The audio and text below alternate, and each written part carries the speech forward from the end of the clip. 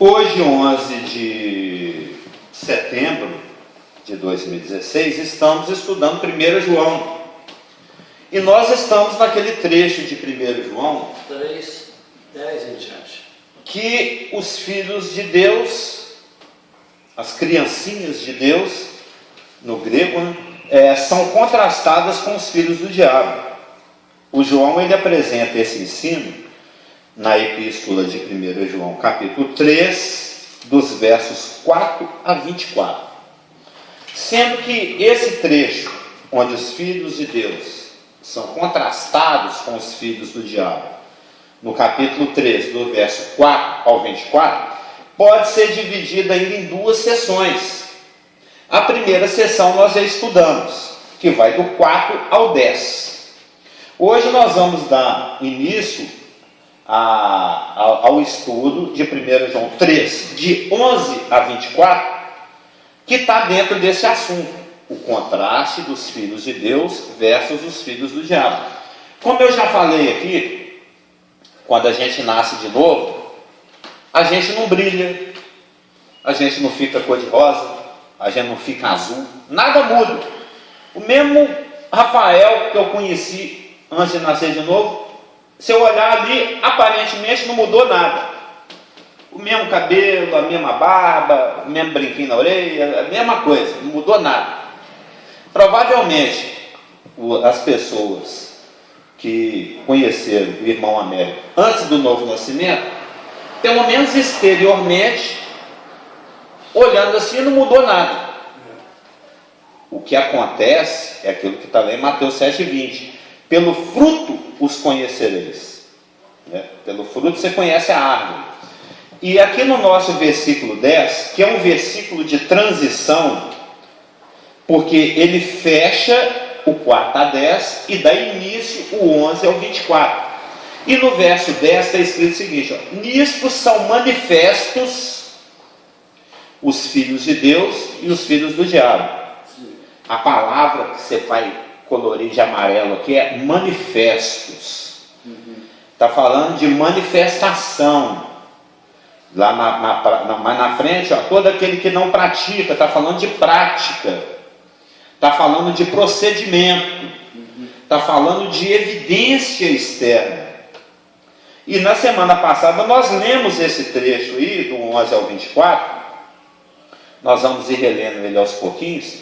E se você, baseado nesse critério que o João vai apresentar aqui agora, de que a percepção da genuidade do novo nascimento, daquele que se apresenta no corpo local, vai ser possível pelas evidências externas, por aquilo que ele manifesta. Não é aqui, nisso são manifestos. É pela forma como ele vai se manifestar, como ele vai proceder, a prática cotidiana dele, o jeito, a forma como a pessoa vive. E se nós pegarmos esse trecho do 11 ao 24, já que o João está contrastando um e outro, o Filho de Deus e o Filho do Diabo, a gente vai percebendo, nos amemos uns aos outros, não como Caim. Tem um contraste. Isso na poesia, na literatura, chama contraposição, ou dialética, ou bom dia. Tem um outro nome, são ideias diferentes, contrastadas. Provérbios faz muito isso. O caminho do justo é assim, o caminho do ímpio é assim. Agora me faltou a palavra. Antitético. É um recurso literário chamado antítese, aonde os opostos são confrontados e comparados. Provérbios faz isso muito. O caminho é a luz, é a treva. O ímpio, ele pede emprestado, não paga, o outro paga. Tem todo um contraste, um antitetismo. E o João, nesse discurso antitético que ele vai fazer aqui, do 11 ao 24, contrastando um e outro, Eu já tive o trabalho aqui de pensando uma coisa e outra, e nós, quem conhece o texto, eu sugeri que os irmãos lessem o texto, não sei se leram, a gente pode resumir da seguinte forma: o Filho de Deus pratica justiça, o filho do diabo não pratica justiça. O Filho de Deus procede de Deus, o filho do diabo procede do diabo. Está lá no verso 8. O Filho de Deus ama seu irmão, o filho do diabo odeia. O Filho de Deus pratica obras justas. E essas palavras estão todas aqui no texto. Eu pensei no texto. Isso, por exemplo, é no verso 15. No verso 12 nós temos: o Filho de Deus pratica obras justas, o filho do diabo pratica obras más. O Filho de Deus, ele é odiado pelo mundo. O filho do diabo, o mundo ouve, porque ele é do mundo. Então, quando nós pegamos, nós vamos ver isso tudo em detalhe. Quando nós estamos dando o início do estudo aqui, isso é só o esqueletão principal que nós estamos montando aqui, mas depois nós vamos ver isso tudo em detalhes. Isso, por exemplo, que o mundo os ouve, está lá no 4:5. Eles procedem do mundo, por essa razão falam da parte do mundo e o mundo os ouve. Já para o crente, está lá no verso 3:13. Irmãos, não vos maravilheis se o mundo vos odeia. Então tem esse contraste. E normalmente a palavra fala que esse ódio, ele é generalizado. Aí não é o nosso assunto, né? Mas o primeiro lugar onde ele brota, esse ódio ao nascido de novo, é justamente na sua própria casa, entre os seus. Jesus Cristo, a gente leu agora recentemente, não foi, Rabi? Lá nos nossos estudos dos evangelhos. Jesus foi lá pregar na terra dele. Prende porque está doido. Esse homem é doido. Está lá em Mateus.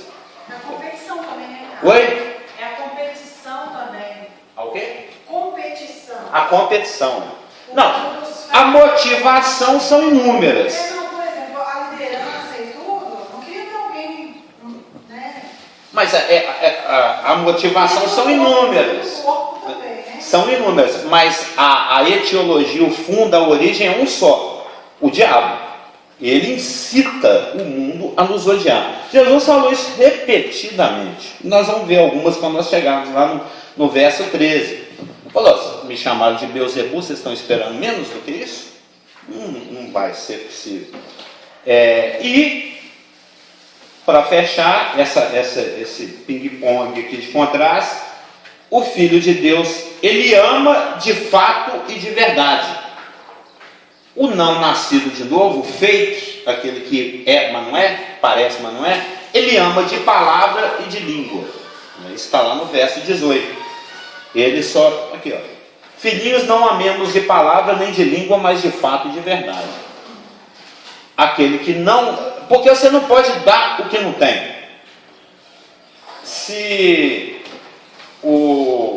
a Elaine fala assim: pô, cara, você pode me emprestar 20 mil reais? Eu não tenho. Eu não posso dar o que eu não tenho. Não adianta nem eu prometer isso, porque eu não tenho de onde tirar isso. Se eu não sou nascido de novo, eu não posso amar. Eu não tenho espírito. Eu vou ter qualquer coisa parecida com o amor. Algo que palavras, teoria. A gente vê, tem padre aí fazendo missa, fazendo show, fazendo música, escrevendo livro. Tem um até que escreveu um livro a respeito desse assunto, né? O amor. Eu não sei se ele é nascido de novo. Se ele é nascido de novo,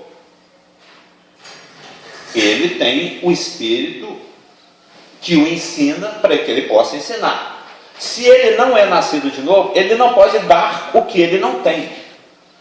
Por isso que no nosso versículo de transição, que é o verso 10, né? O verso 10 faz a transição do 4 a 10 para o de 11 a 24. As duas sessões dessa parte da epístola que fala contrastantemente do Filho de Deus versus Filho do Diabo. Ele diz: nisto são manifestos os filhos de Deus e os filhos do diabo. todo aquele que não pratica a justiça não procede de Deus, nem aquele que ama seu irmão. Aqui no finalzinho do verso 10, o João ele criou um gancho, né? Algo através do qual ele vai inserir um novo conceito no seu ensino. A questão do amor. Você pode ter o programa que for instalado no seu computador, mas se você não tiver uma chave, se você não tiver um validador, né, um crack, não funciona. Não funciona. Você pode, isso é muito claro lá em o texto áureo, né, que assim, se tem um lugar onde você pode aprender mais pormenorizadamente a respeito do amor, é 1 Coríntios 13. Né? E lá em 1 Coríntios 13 está falando o seguinte, do 12:31 em diante. Procurai com zelo os melhores dons, e eu passo a mostrar-vos um caminho, e eu passo a mostrar-vos ainda um caminho sobremodo excelente. Melhor do que todos esses outros que vocês estão querendo aí para aparecer para os outros. Ainda que eu fale a língua dos homens e dos anjos, se não tiver amor, serei como o bronze que soa ou como o símbolo que retine. Ainda que eu tenha o dom de profetizar e conheça todos os mistérios e todo o conhecimento, ainda que eu tenha tamanha fé a ponto de transportar montes, se não tiver amor, nada serei. Ainda que eu distribua todos os meus bens entre os pobres, e ainda que eu entregue o meu próprio corpo para ser queimado, se não tiver amor, nada disso me aproveitará. Então, o fator validador, que dá validade para toda e qualquer ação após o novo nascimento, é o amor. O amor, nós vamos estudar a partir de hoje, nós vamos começar a estudar o amor. Um assunto muito duro. Aparentemente um assunto docinho, mas é um assunto hard. Por quê? O homem sem Cristo, ele não ama. Ele tem um monte de amores aí, mas não é o verdadeiro amor. Porque aqui no texto de Coríntios 13 e também lá em 1 João, nós estamos falando de ágape. E o ágape, nós pelo menos a maioria de nós tem uma noção que é algo incondicional, que é algo integral, que é algo sacrificial e que é algo solícito. O amor, ele é o validador, porque primeiro porque ele é divino. Deus é amor. João vai falar isso daqui a pouco na epístola dele. Cristo lá, nas suas conversas com aqueles que se opunham a ele, ele falou, amado Deus, ele falou, mestre, qual que é o grande mandamento? Aquela conversa, ele falou, amar Deus sobre todas as coisas e ao próximo como a ti mesmo. Disto depende toda a lei e os profetas. Ou seja, aquilo que valida as nossas ações, aquilo que valida o nosso cristianismo, é o amor que é produzido por Deus e é derramado em nós. Não é algo que eu possa falsificar. Por isso que o João introduz esse conceito aqui no seu ensino, aqui no capítulo 3.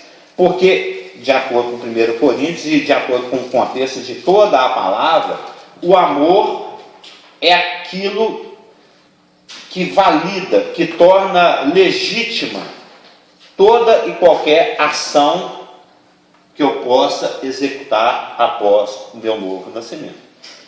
E isso, evidentemente, não faz parte da vida daquele que não nasceu de novo ainda, porque ele não tem um espírito. E nós sabemos, através de Gálatas, que o amor, ele é fruto do espírito. O genuíno, ele só pode ser produzido pelo Espírito. Só o Espírito tem isso para poder transmitir. O velho homem, o não nascido de novo, não tem de maneira nenhuma.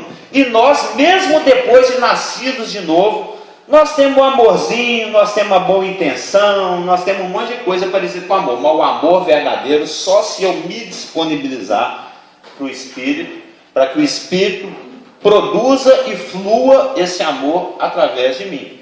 É a vida cristã. Não tem como fugirmos dessa sina de amar integralmente, incondicionalmente, sacrificialmente, solicitamente. E a palavra, ela é muito clara no sentido de que o amor não faz acepção.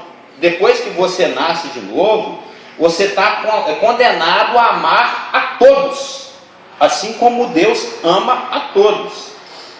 Evidentemente, a palavra também tem essa instrução em 2 ou 3 lugares, onde ele fala assim, para você fazer o bem a todos, mas principalmente aos da família da fé. É aí que chega aqui no nosso primeiro ponto, que está no verso 11. Porque a mensagem, 1 João 3,11, porque a mensagem que ouvistes desde o princípio, há 60 anos atrás aqui para o João escrevendo essa carta, né? 50, 60. Porque a mensagem que ouvistes desde o princípio é esta, que nos amemos uns aos outros, né? Nós vamos, já pode até ter, eu tenho alguns marcadores que eu ganhei do Rafael, né? Eu vou deixar um aqui em 1 João 3. Nós vamos brincar aqui muito no João, no Evangelho de João. Os irmãos já podem ir para lá, para o João 13. Todo mundo conhece esse trecho, eu penso. João 13, 14, 15, 16, 17, que é aquele contexto da última conversa que Jesus Cristo teve em vida com os seus, né, antes da sua morte e ressurreição, lá naquele cenáculo amplo, né, onde ele celebrou a sua última Páscoa e a sua primeira ceia, né, a última Páscoa judaica e a primeira ceia eclesiástica, vamos chamar assim. E o João está aludindo aqui a algo que ele ouviu há muitos anos atrás, né?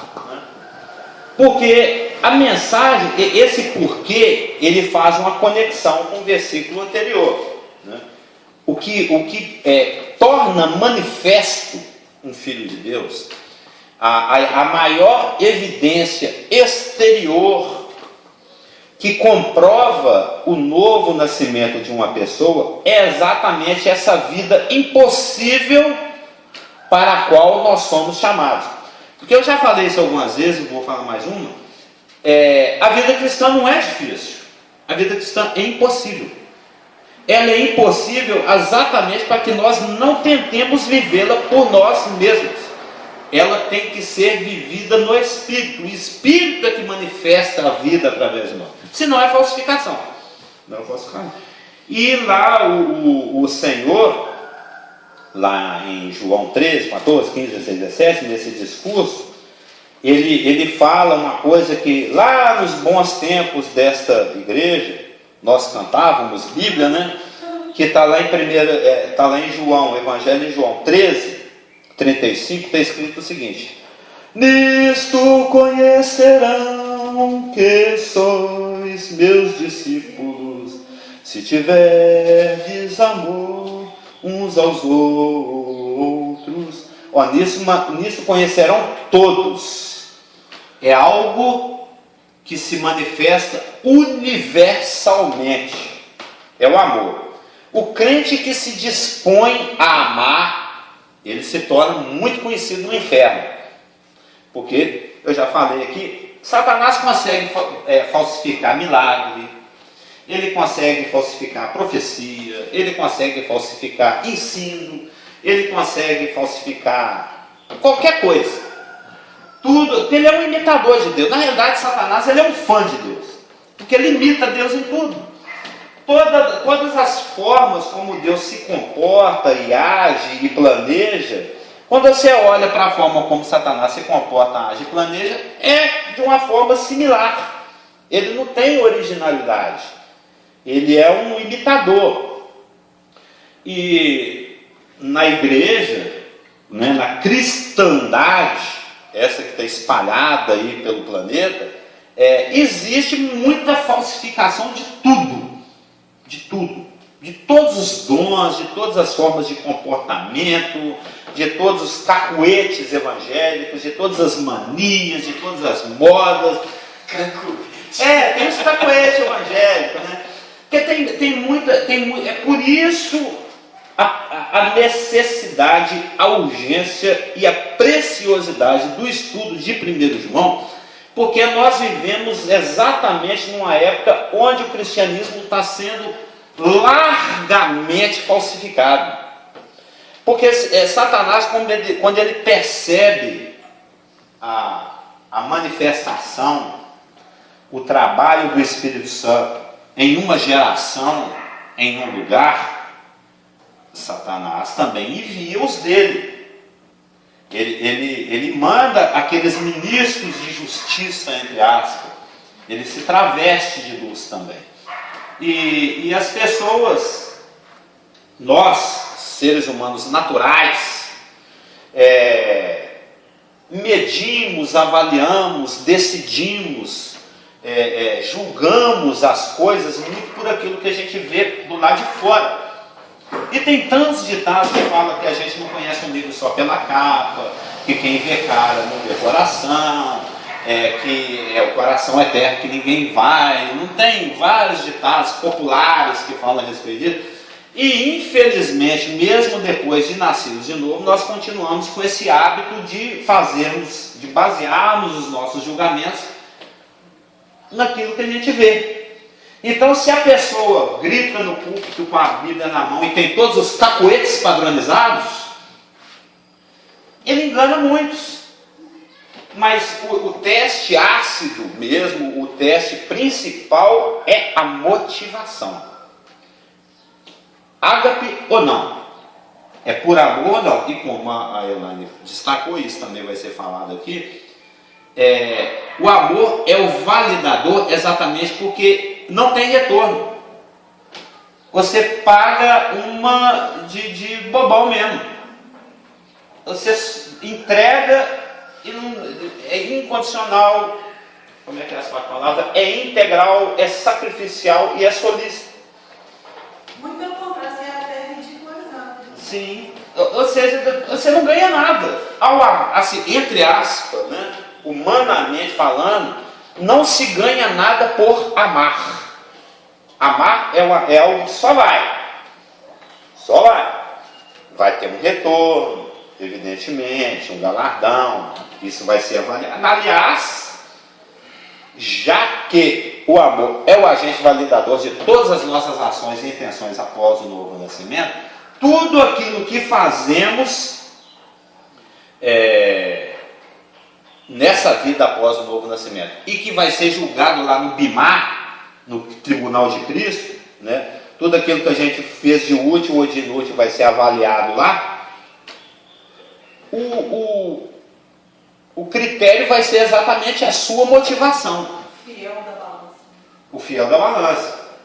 O Carlos, ele está ali falando da palavra porque ele espera algum retorno, ou simplesmente porque primeiro ele ama o Senhor e obedece, e também porque ele ama os irmãos e tem o Espírito de Deus nele. Se Deus fala assim, olha, eu não tenho maior amor, maior alegria do que essa, é ver que meus filhos andam na verdade. Eu quero que você vá bem no seu corpo, na sua alma e no seu espírito. E quando o Espírito derrama esse amor no meu coração, essa também passa a ser a minha atitude. A minha maior alegria é ver que os irmãos andam na verdade, que vocês estão indo bem em todos os sentidos, porque Deus está manifestando isso através de mim. Eu não estou falsificando isso. Se eu falsifico, eu sou um bobão. Eu estou aqui perdendo meu tempo. Era melhor eu estar assistindo alguma coisa na televisão ou dormindo. Irmão, Sim.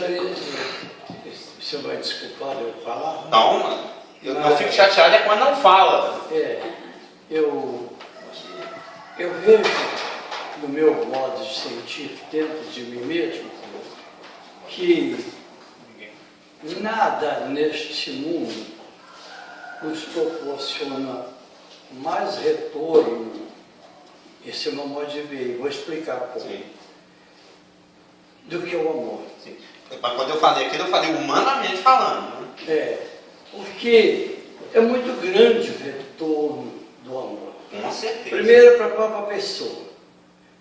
Sente-se realizado em que não houve um acidente maior e que aquela pessoa evitou de cometer um erro grave e as consequências seriam graves. E também, para aquele que perdoou, é bom porque houve paz. Eu usava uma expressão antigamente com a minha esposa, hoje não tem essa necessidade, mas quando às vezes uma filha, conforme já tinha oportunidade, a filha nova, influenciada, e ela ficava muito preocupada e trazia certos problemas.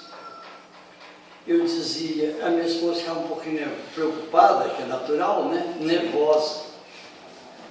Eu dizia a ela, olha, ela está queimando, você sentiu a fumaça, não fique nervosa, para que essa fumaça não te faça mal também. Vamos dar mal. Vamos. E algumas palavras, mas que sempre se acrescentava. E ela sempre também colaborou comigo nesse sentido de nós sempre levarmos a Deus. Eu também tive problema aqui com o senhor aqui, tive com muitas pessoas, mas quer dizer, algumas pessoas no mundo, mas tive uma pessoa que me mentiu gravemente e me ofendeu muito. E eu fui, fui atrás dessa pessoa e procurei mostrar a ele que eu estava errado, que aquele pensamento dele. E ele não gostou muito, não. E eu passava perto dele aqui, ele morava aqui do lado, já faleceu. Ele virava as costas para o lado, quando eu chegava, capaz de descer, eu olhava, sabia o que ele fazia, eu cumprimentava, boa tarde, boa noite, como se eu fosse meu maior amigo. E isso eu fiz um período, sempre cumprimentava, até depois ele parava, já não falava mais nada. No final, ele já me cumprimentava. E passado um período, ele já me amava. Ele tinha bananeira, tinha as coisas, levava para mim até caixa de banana, levava verdura fresquinha que eu tinha aqui, já apareceu, isso é anos atrás, né? E estou contando esse mais último que aconteceu, mas assim foi na minha vida. Então, o retorno que eu recebi é tão grande que eu acho que meu amor foi pequeno, porque o retorno é muito grande. E, então eu vejo dentro de mim mesmo, que beleza quando uma pessoa vem nervosa. Eu já tive a oportunidade de morar no primeiro casamento, a minha esposa crepou com a vizinha, e o vizinho ficou aborrecido lá comigo, e veio pronto para, que ele estava, a mulher dele estava brigando com a minha lá, né? Para me resolver o problema. Eu falei, amigo, nós não podemos, o senhor é meu vizinho, como eu vou discutir, vou brigar com o senhor? De modo nenhum, eu tenho que respeitar o senhor. Ele é bem mais novo que eu. O senhor é uma pessoa querida, eu não vou fazer isso. E depois eu fiquei sabendo que aquele homem estava armado. Qualquer saliência que eu tivesse, me fechava. Entende? Questão de mulher lá brigou a mulher com a outra, e ela veio para cima de mim. Disse que eu queria que resolvesse o problema. Então, eu falei, não, meu amigo, de modo nenhum. E ele insistiu, me empurrou com a barriga. Eu falei, não posso. Não quer, dois não brigam, né? Se eu contar para o irmão, um dia talvez eu possa contar até para as irmãs aqui, para ver, por exemplo, para a igreja, o que eu sofri de uma vizinha, e dos irmãos da igreja, leva na cadeia, processa ela e tal. Eu falei, não posso. Como é que eu vou pregar o evangelho para ela amanhã? Que a autoridade eu posso contar isso. Por isso que eu falei, é sacrificial. Como é que eu posso contar para ela? Essa mulher chegou a me enfrentar, eu não vou dizer tudo que ela falou agora, porque senão vai gastar o resto da tarde. Mas ela porque foi anos, não foi um dia, passou um período de mínimo um ano e tanto, foi 2 anos. E eu sofri bastante. Mas eu falava assim, eu saio com a Bíblia, vou sair para pregar, que testemunho eu vou dar? Vai querer me ver saindo, que eu levei a minha vizinha presa, ele não vai saber a situação que eu se encontrava. Então, irmão, valeu a pena, valeu a pena. Essa mulher me chamou depois de anjo, de santo, e disse que eu não podia adoecer. Entende? Porque eu fui com ela, me encontrou uma família. Um dia eu conto essa história, você vê como é maravilhoso o amor. O amor é coisa, algo transcendente. E a recompensa, irmão, é muito grande. Sim. Muito grande. Não tem dúvida. O Senhor, de acordo com Romanos 12, 20, só amontoou brasa na cabeça dela, né? Ao não retribuir. Então, eu estou até entusiasmado em ouvir esse estudo, porque para mim aprender um pouco mais, né? Para mim completar, que eu estou na Porque a atitude de Cristo foi essa, que ele não injuriava quando era injuriado. Ele não devolvia o mal com o mal. E é isso que o Espírito pede para cada um. Então, parece-me que naquele tempo, era o tempo que eu mais estava trabalhando no Evangelho, então parece que o inimigo queria parar, porque o meu trabalho maior era expulsar demônio na Pedreira do Lopes. Ali tinha demônio com fartura. Então ele não queria. Ali é um encontro, né? Ele queria me caçar direito. Mas Deus não deixou. Eu pensava somente. Eu já disse até para os meus netos, meu neto ali ontem, eu vou olhar ali.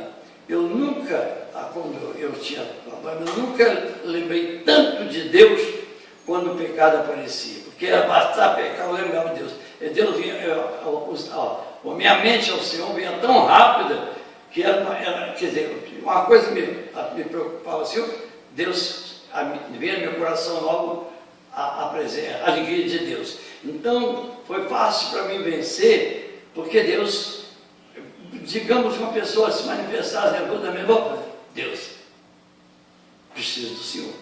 E aí eu agradeci a Deus e aquelas coisas todas vencendo, porque o irmão talvez jamais poderá saber com minha luta como foi forte, mas Deus me deu. Então nós vamos saber lá no tribunal de Cristo. Cada um vai ser julgado lá. Lá eu quero só cantar, quero louvar. Lá eu quero lembrar daquele não. Não, o irmão está falando que por ter adotado uma atitude de amar. Eu não creio em atitude, não. É natureza. Ao não revidar. Eu acredito que é a natureza. Mas teve alguns benefícios. Evidentemente que quando você se dispõe a obedecer a palavra, né, pelo prazer que Deus tem em ver a obediência à palavra, é evidente que retornos acontecem. A gente acaba sendo beneficiado de muitas maneiras. Mas quando eu falei isso, que não se ganha nada humanamente falando por amar, é no sentido de que quando você toma a decisão de amar, esse amor ele só é legítimo se ele for integral, incondicional, sacrificial e solícito. Se você faz sem esperar o retorno. Se você aguarda e espera algum tipo de retorno ou recompensa, já não é ágape mais. Não. É algo próximo ou parecido com ágape, mas não é o ágape, porque o ágape não espera retorno. E também a questão que a gente falou sobre o retorno é exatamente para o mundo. Sim. Porque, por exemplo, o vizinho que vê os outros você sendo ofendido e não fala nada, te chama de bobo, fala que você está perdendo seu tempo. O Pilatos ficou surpreso com Cristo. É nesse sentido, na aparência, mas é claro que na eternidade, na nossa alegria do nosso coração, a nossa tranquilidade, dormir tranquilo, sabendo que não desafiou em nada, né, o testemunho, o bom testemunho diante dos homens, que é o que Deus nos chama para ser essa carta viva, para nós é aquela. Que a palavra todos aqui, né? Aquele sossego de dormir com a cabeça no travesseiro, sabendo que você não feriu aquele testemunho, com aquela pessoa que está te perseguindo. Mas para o mundo, aparentemente, os vizinhos, as famílias, eu acho que você é um bobão, até que Deus muda aquele coração, igual já aconteceu, né? E aquela pessoa começa a te ver diferente. Né? É um processo que vai acontecendo. E esse tipo de atitude, que é a atitude que Deus quer que nós tenhamos em todas as circunstâncias, ofende muito a Satanás. Incomoda demais o inferno. Claro que ele, Porque sai do modus operandi infernal. é porque ele que mandou te fustigar para ver se você estoura, e se ele estoura nunca ele. Então, acabou de dar o meu tempo aqui. Na semana que vem a gente prossegue, mas nós estamos estudando 1 João 3, de 11 a 24, aonde vai ser mostrado que o principal fator de evidência do novo nascimento, já que depois que a gente nasce de novo a gente não fica azul, nem rosa, nem fica brilhando, é exatamente a postura ágape. A determinação, a decisão e a vivência do ágape. Porque aqui em João 13, 14, olha, acaba que eu estou aqui no Romanos, eu estava falando. Aqui no João 13, 35 diz: nisto conhecerão todos que sois meus discípulos, se tiverdes amor uns aos outros. A marca registrada, a marca que evidencia o cristão, o verdadeiro cristão, o verdadeiro nascido de novo, é o ágape, é o amor incondicional. A vida se revela nos filhos de Deus pelo ágape, por essa atitude. E isso é chocante para o mundo. A vizinhança aqui deve ter ficado escandalizada de existir um homem tão bobo, mas tão divino, não é verdade? E é isso que Deus quer para o nosso cotidiano. Que ao invés de chutar, você ame. Né? Eu estou querendo chutar cada vez menos e amar cada vez mais. Eu ainda chuto, né? Mas eu quero chutar cada vez menos. A Marlúcia, minha esposa, ela é a principal testemunha, que ela está ao meu lado já há 2 décadas. Ela vê. Agora, até recentemente, essa semana, ela achou injusto de eu ter sido acusado por um pecado que eu não cometo mais. Mas que tem pessoas que satanicamente motivadas, ainda que inconsciente e inocentemente, não quer ver esse Carlos. Não aceita, não. Eu não aceito que o Carlos seja alguém que anda. O Carlos tem que continuar sendo aquele cara irado, xingador e chutador. Né? Porque se ele deixar de ser o Carlos que eu gosto de criticar e passar a ser um Carlos Jesus, um Carlos paz e amor, um Carlos, né, cheio de ágape, eu vou criticar quem? Como é que eu fico? Como é que eu fico? Eu que pareço tanto com ele. Então, e isso vai despertar ódio, que é um outro assunto também dentro da nossa pauta aqui, mas que a gente vê a semana que vem. Amém? Amém. Podemos orar? Assunto muito bom esse. Gostoso. Eu até falei aqui, se você não quer que a sua responsabilidade aumente, não venha para a escola dominical. Mata aí 1 mês de escola dominical, viu? Porque aprender sobre o amor gera uma responsabilidade gigantesca. Gigantesca. Vamos orar? Paizinho, muito obrigado em nome de Jesus pela tua palavra, que é tão clara, que é tão explícita a respeito daqueles assuntos que são os que realmente importam. Que o Senhor nos dê zelo, nos dê vontade de querer amar, assim como é tão zeloso e tão empenhado em ser outras coisas na nossa vida. E isso possa ser produzido pela tua palavra, que está aberta aqui. E porque sem ti nada podemos fazer, que oramos e agradecemos em nome de Jesus. Amém. Cadê a Vilma? Ele é o Fred, né?